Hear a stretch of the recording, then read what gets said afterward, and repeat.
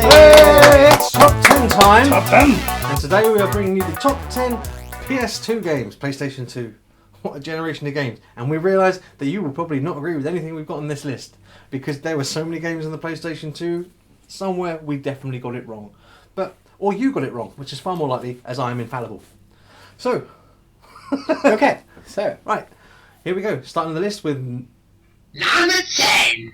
Medal of Honor Frontline. Yeah, what? Did you remember Medal of Honor? It was like the Call of Duty of the PlayStation 2 age. Okay, yeah. It was it brought it all out, and Frontline was basically a Saving Private Ryan simulator, and it was awesome. You stormed the beach, and there's people blowing up around you everywhere. It really did expand what the PlayStation 2 was capable graphic-wise. It's like, wow, it's capable of so much more than it's already doing. It was the one that kind of set the bar as well for future generations. It was one of the biggest war first-person shooters. Yeah.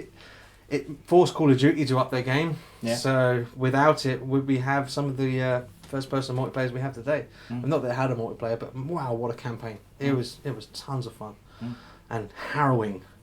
I had nightmares and flashbacks to a war I wasn't in. Okay, so Number 9. Final Fantasy 10, not 12, because you can keep that piece of shit as far as I'm concerned. I love the Final Fantasy series, but I really didn't like 12.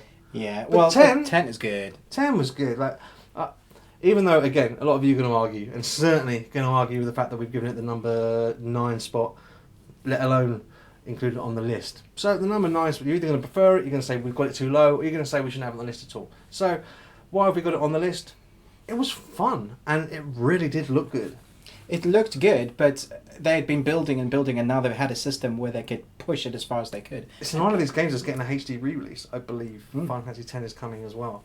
It's not that they're redoing the whole thing and they're just going to tie it up, because it looked so good. They just got add a few bits and pieces here and It there. felt like they just hit their mark. It was perfect to play. Even though it ended up, spoilers, we were all a dream. Not the whole thing was a dream. Just the character you were playing was. But never mind. Even though I hate that it was all a dream ending, it was an overall a pretty good game. What, like Lost?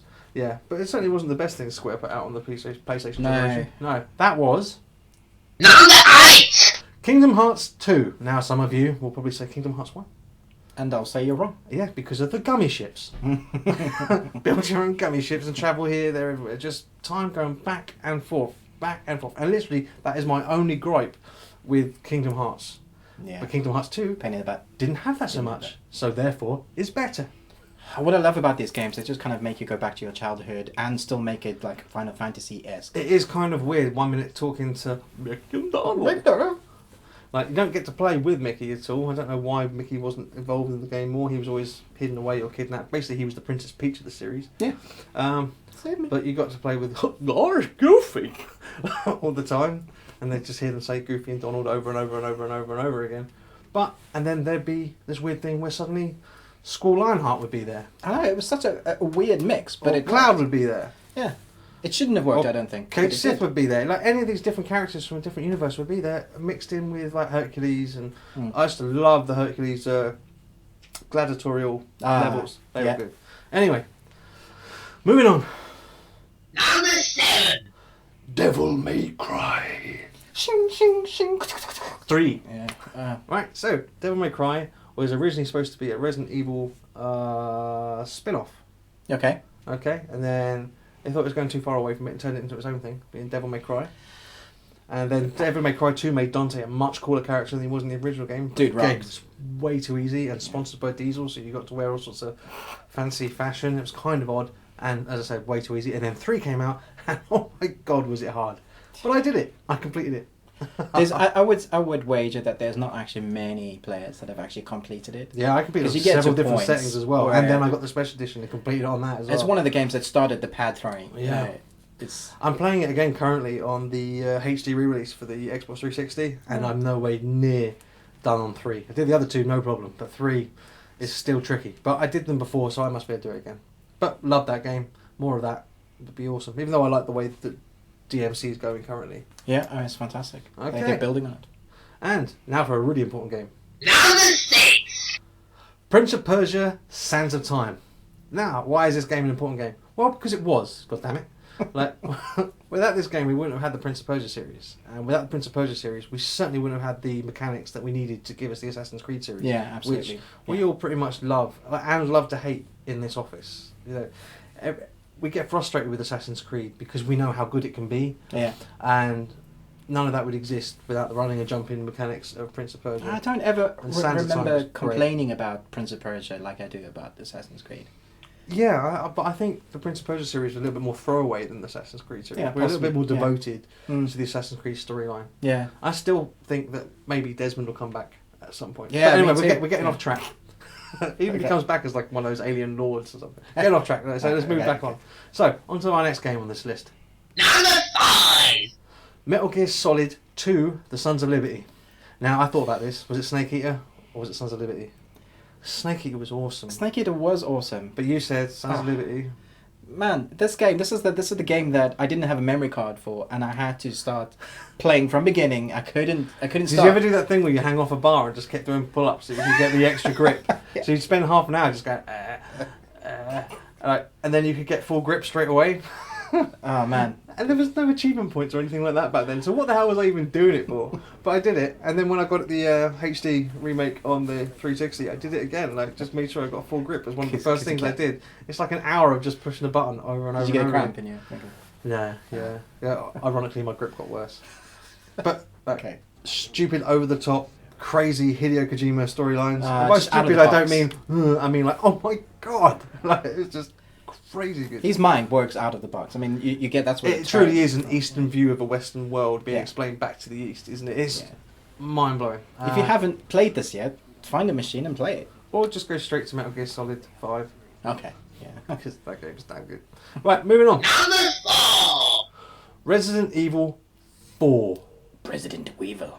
President Weevil. No, like Okay. this game again, so important, and it's probably on one of the lists of one of the most important games ever made because it gave us a third-person, over-the-shoulder view for shooters. And now Which- what do we get because of And that? Clive Blazinski, he saw it and went, "Wow, I'm stealing that," and he created Gears of War.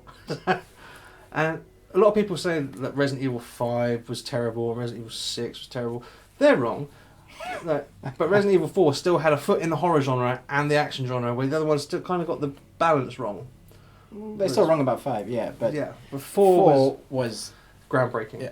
And still, to this day, looks amazing. And you consider this game originally came out on the GameCube, I think. it was the on first. GameCube. GameCube Yeah, first. it was the Cube, and it looked fantastic on that. Crazy. What happened to Nintendo, dude? Anyway, so, next on the list. Number 3. Spider-Man 2. The best Spider-Man game ever made. Probably, Contender for the best film tie-in ever made. probably, Contender for probably still one of the best comic book games ever made. probably. Including all the Batmans. It's probably still up there. And this is why it's here. And then suddenly they forgot how to do that again. And then Activision just ran the engine of this game to death. If you played Prototype, you were playing Spider-Man 2 again. They just have the feel of If you, laziness. what was the other ones? We had Spider-Man 3.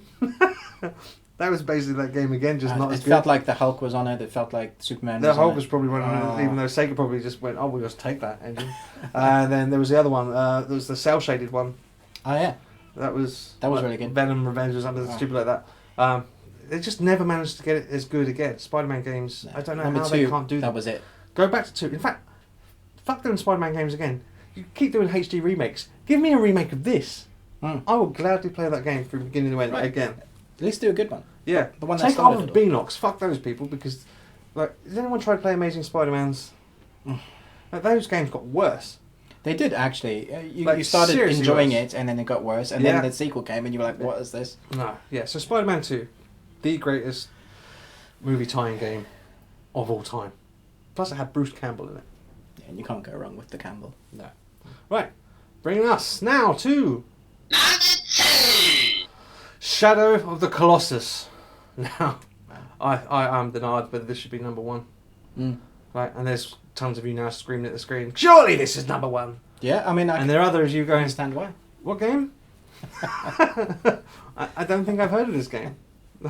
But in what game can you say where you climb up a giant colossuses in the sky? It looked beautiful. It was shaded wonderfully. It still stands up it's now. boss match after boss match. That's all this game is. Boss Exactly. match after boss match. You've got to take something down.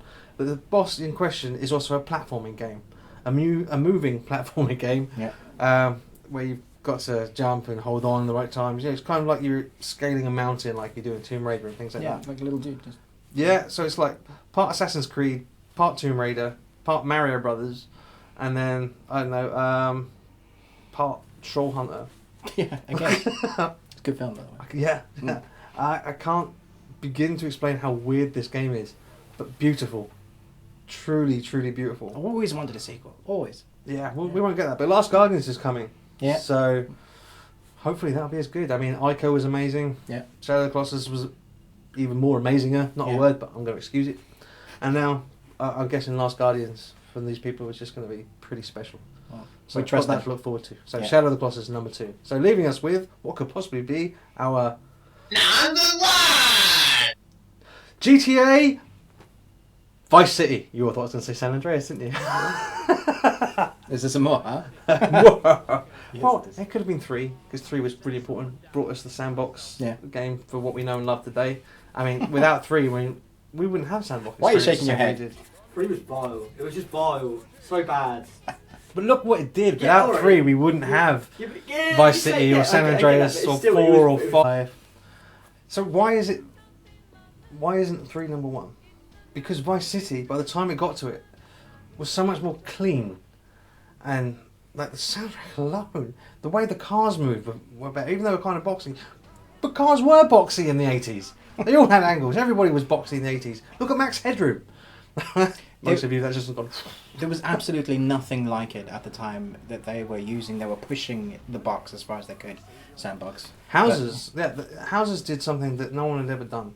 They took Miami Vice and every 80s cliche and turned it into a playable experience. Yeah. Now, San Andreas was amazing and certainly like set for the 90s and did for what the 80s experience did. And it did it for like, the gangster rap experience. You know, so you had everything like Friday was introduced into it, and you also had like Menace to Society, all of these big like gangster films that were great in the 90s. But Vice City has a charm, and it is so funny. We used to just listen to the radio station, Chatterbox. We used so to much just sit random and stuff. play it on, and there was that whole thing with the like detective that travelled through time by masturbating. I mean, that used to kill me. It's I was always stuff. amazed at how much content there was just in those little bits. There's stuff in there. You go back now, and there'll be stuff in there you never noticed the first time, or third time, or fourth time, or fifth time, or 20th time you played it. You'll hear something new that you didn't hear the first time. Yeah. I love this game like so much. It's I've got it on my phone. groundbreaking. Yeah. So it's a fantastic game. Yeah. And clearly, for me, the PlayStation 2 number 1 is easily the game I spent the most time on, Yeah. and a lot of people around the office agree. Yeah. I mean, and if they don't agree, they agree it should be a GTA at least. They think it should be San Andreas. And the only reason San Andreas isn't on this list is because we chose Vice City. We didn't want 2 games from the same series. Yeah. So I don't want to take it away from GTA San Andreas. Equally as good as Vice City, I think, and it had way more going on. But I think that was its downfall. I didn't like eating or exercising or all that stuff. All stuff they got rid of later in the GTA series. So for me, Vice City was the complete game. And there we are. That's it. Thank you. So that was our top 10 for the PS2 games. Again, you probably don't agree because more titles than any other console ever. Only stopped making PS2 games over a year ago. So like, subscribe, complain, and call us bastards below. And we can see you next time. Namaste. Bye bye.